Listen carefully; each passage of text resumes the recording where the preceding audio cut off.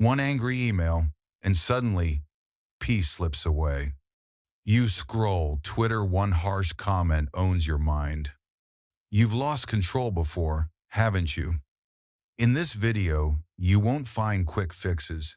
Instead, you'll walk with Marcus Aurelius through the art of slowing down, seeing emotions as signals, and choosing calm before reaction. Stay with me, because each step reveals a strength you already hold within. Imagine this. You've just finished a long day at work. The traffic is heavy, your phone keeps buzzing, and then an email arrives. It's short, sharp, and unfair. You feel the heat in your chest, the rush of words forming before you even think. You start typing a reply, hands trembling with anger. But then, you pause. You close the laptop. You take a breath. In that small space, something shifts. You begin to see the storm differently. 2,000 years ago, Marcus Aurelius, emperor of Rome, faced storms far greater: betrayal, war, loss. Yet in his private writings, he reminded himself, emotions are not the enemy. They are data, signals to be read, not chains to be obeyed. Through him, we learn that calm is not the absence of emotion, it is mastery over the response. And that mastery is what we'll uncover together, step by step, in this journey. We often think of emotions as enemies, forces that ambush us, drag us away from reason, and leave us ashamed of what we said or did. But Marcus Aurelius saw them differently. In Meditations, he wrote reminders to himself: anger, fear, even sorrow, these are not to be hated, they are signals. Just as pain in the body warns of an injury, emotions in the mind warn of an imbalance, a value under threat, or a truth we are not facing. Think about anger. Someone cuts you off in traffic. Instantly, you feel heat rise in your chest. Your heart pounds, your jaw tightens. Most of us think the anger itself is the problem. We try to push it down, or we let it explode. But in Stoic thought, the emotion is simply data, your body alerting you that your sense of respect or safety has been violated. The mistake is not in feeling anger. The mistake is in reacting blindly, without interpretation, as if the signal itself were a command. Or consider fear. You're called into your manager's office and told there will be layoffs. Your stomach drops, your palms sweat, fear rushes in, and you think, this is weakness. I shouldn't feel this way. Yet Marcus would tell you, fear is information. It tells you that security is at stake, that uncertainty looms. If you meet fear with observation instead of resistance, you can prepare, plan, and act with clarity. But if you label it as bad, you either deny it or let it rule you, and both paths lead to harm. Even sadness, that heavy fog after loss, carries meaning. A loved one leaves, a friendship ends, and the ache you feel is proof of love, of connection. Stoicism doesn't deny this ache. It teaches you to read it, recognizing the bond was valuable, yet also remembering that all bonds are temporary. As Seneca wrote, what need is there to weep over parts of life? The whole of it calls for tears. The wisdom is not in pretending sadness doesn't exist. It is in honoring the signal, then moving with dignity through it. But here lies the common error we all make. We confuse the signal with the action. Most of us treat emotions like commands. Anger says, shout. Fear says, run. Sadness says, give up. And too often we obey without question. We forget that between stimulus and response, there is space. And in that space lies freedom. Marcus understood this space. That's why his journal is full of pauses, short reflections he wrote to remind himself. You have power over your mind, not outside events. He knew he could not stop anger from rising, nor fear, nor grief. But he could stop himself from being enslaved to them. The emotion is a messenger. You choose how to answer. Imagine again that unfair email after a long day. Your first reaction is rage. You want to fire back to prove your point. That's the signal. Your sense of justice is pricked. But if you see the anger as data, not a directive, you can ask, what is this really telling me? What outcome do I want to create? Suddenly, the energy shifts. The anger still burns, but it becomes a light, not a wildfire. Have you ever mistaken emotion for truth? Believed that because you felt something, it must be reality? To read emotion as one reads a weather forecast, useful, but not final. It may rain, it may storm, but you still decide whether to carry an umbrella, whether to step outside. Emotions are not enemies. They are data messengers bearing news from the hidden chambers of the soul. You can curse them, or you can listen. And if you listen with reason, as Marcus did, you will find that even the fiercest storm carries within it a guide toward calm. Anger strikes like lightning. Fear rushes like a flood. Most of us respond the moment these forces appear. But Marcus Aurelius practiced something different, an art of pausing, of reflecting before acting. In his journals, he reminded himself, if you are distressed by anything external, the pain is not due to the thing itself, but to your estimate of it. To pause is to reclaim that time. Think of a simple moment. You're standing in line at a coffee shop. The barista makes a mistake, gives your order to someone else. Irritation flashes. You're late for work, your patience thin. The easy response is sharp words, a sigh, maybe a complaint. Yet what changes if you wait just 5 seconds? In those 5 seconds, you breathe. You watch the barista's flustered hands. You realize they are exhausted too. The irritation softens. You respond not with fire, but with composure.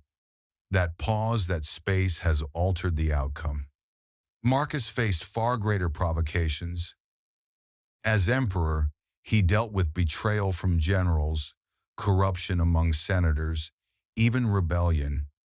At any moment, his anger could have unleashed armies, destroyed lives. Yet his writings show a man constantly slowing himself down, whispering reminders. The best revenge is not to be like your enemy. He practiced delay, not out of weakness, but out of discipline. For he knew a rushed reaction could shatter empires, while a slow one could preserve them. Modern science confirms what Marcus practiced. Neuroscientists describe 2 systems in the brain. The amygdala, fast and reactive, primed for survival, and the prefrontal cortex, slower, deliberate, capable of reason. When anger strikes, the amygdala pushes for immediate action. Fight, lash out, defend. But if you pause, even briefly, blood flow shifts toward the prefrontal cortex. You give reason a chance to enter the conversation. It is not suppression. It is balance, using time as a shield against impulsivity. Picture a soldier returning home, carrying scars of war. A sudden loud noise, a car backfiring, triggers panic. The body wants to dive, to hide, to relive the battlefield. Yet with training, the soldier learns to pause, to breathe, to remind himself, I am here, not there. That pause rewires the brain. The old reflex does not vanish, but it loses its chains.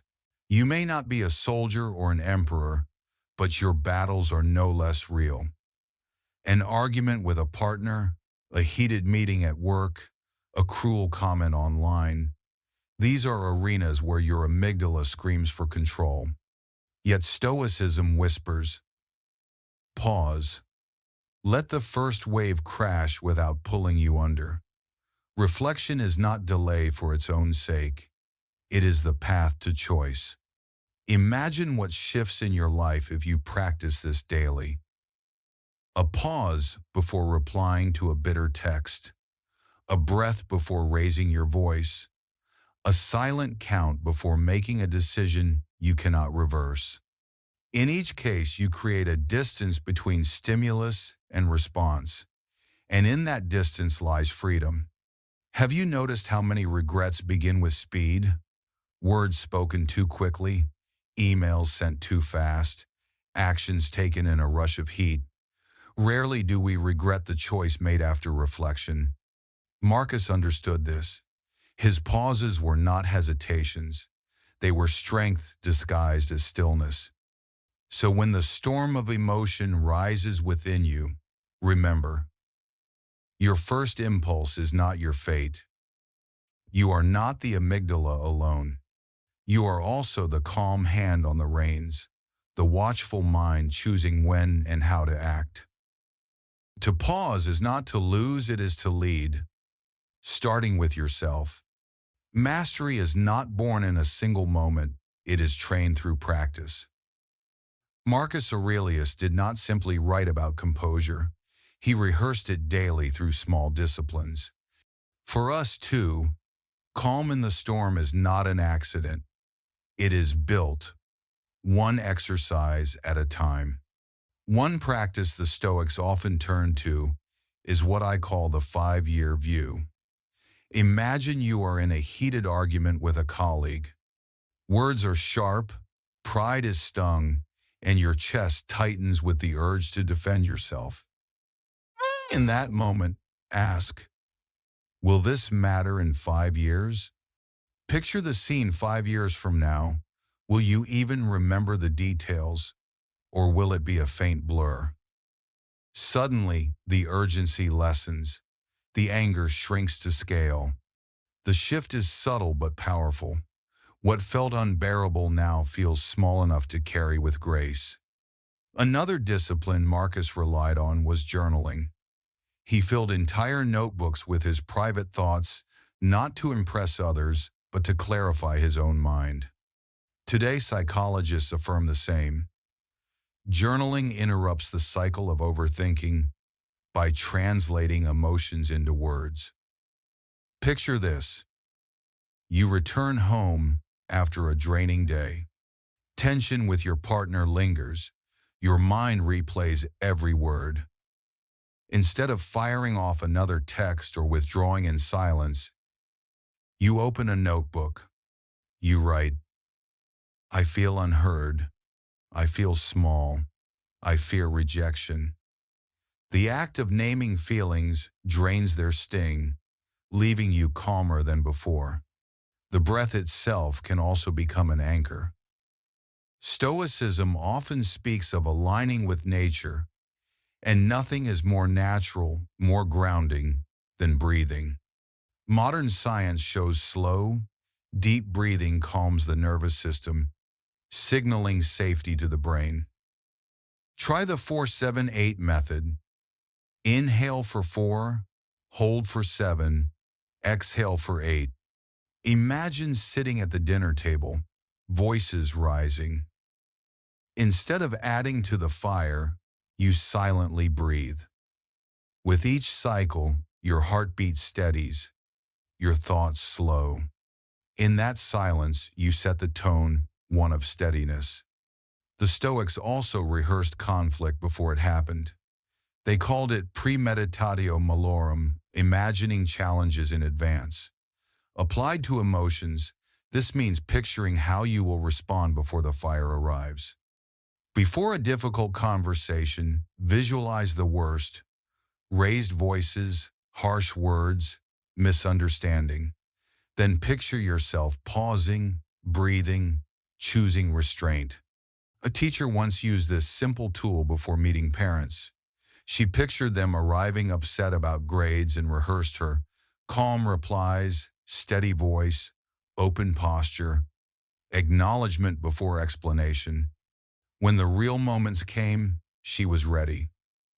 What could have turned into conflict became a conversation. David, a father of two, faced a similar test at home. His teenage son slammed the door one evening, muttering under his breath. Rage flared, but David paused, breathed, and asked himself, "Will this matter when my son is 25?" He chose silence, then later spoke calmly about respect. It wasn't perfect, his son rolled his eyes, but the explosion that might have scarred the evening never happened.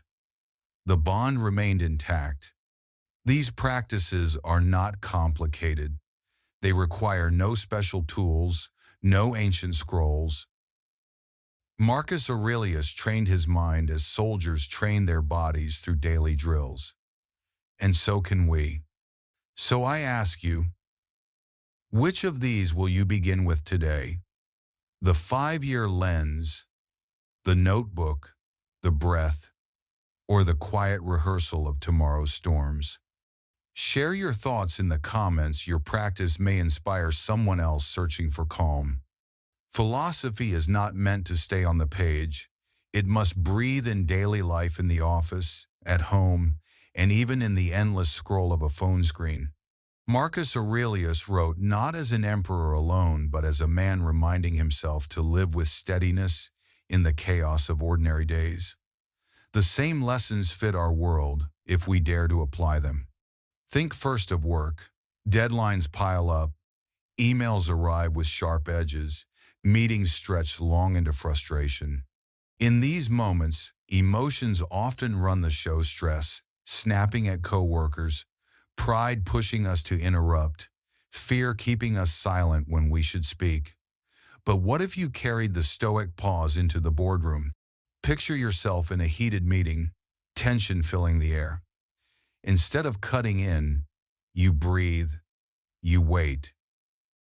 The effect is striking. Not only do you stay calm, but you shift the entire room's tone. Calm is contagious. Marcus led armies, but you lead with presence. Have you ever noticed how one steady voice can quiet a whole storm? Now imagine family life.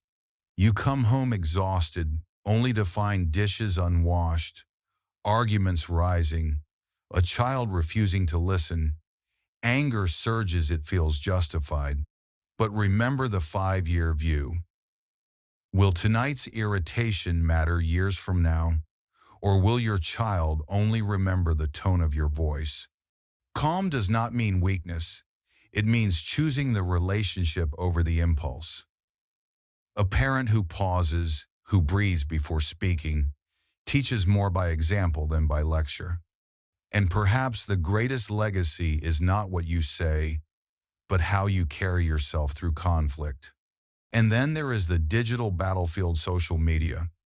A stranger's comment cuts deep, criticism stings, outrage spreads faster than truth. It is easy to react instantly, to throw words like stones. Yet Marcus warned himself not to be stained by others' faults. Imagine scrolling through an angry thread, fingers ready to reply. You stop, you breathe, you ask, does this deserve my energy? Often the wisest response is silence, for silence itself is a form of mastery. Have you ever walked away from a fight online and felt a deeper strength than if you had won it? These are not abstract ideals. They are choices available every day.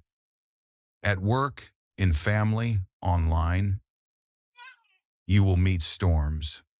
But each storm is a training ground, a chance to practice the art of pausing, the habit of reframing, the discipline of responding with reason instead of impulse. So I ask you, where do you most struggle to hold your ground: at the office, at home, or on the screen? Share your experience in the comments. Your story may be the mirror someone else needs to see their own path more clearly. Marcus Aurelius once reminded himself, "You have power over your mind, not outside events. Realize this, and you will find strength." These words echo across centuries because they speak to the one truth that never changes. The world will move as it does, but mastery begins within. As you've seen, emotions are not enemies, they are signals. The art is not to silence them, but to listen without being ruled.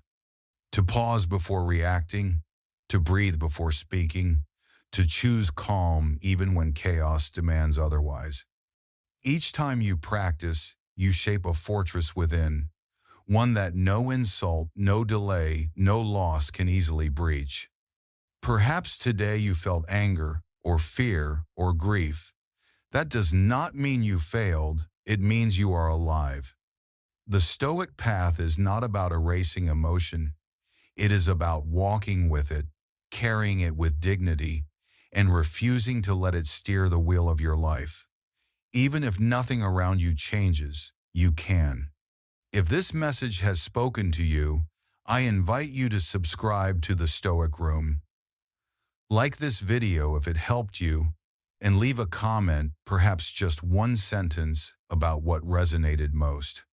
It doesn't need to be long, it only needs to be true.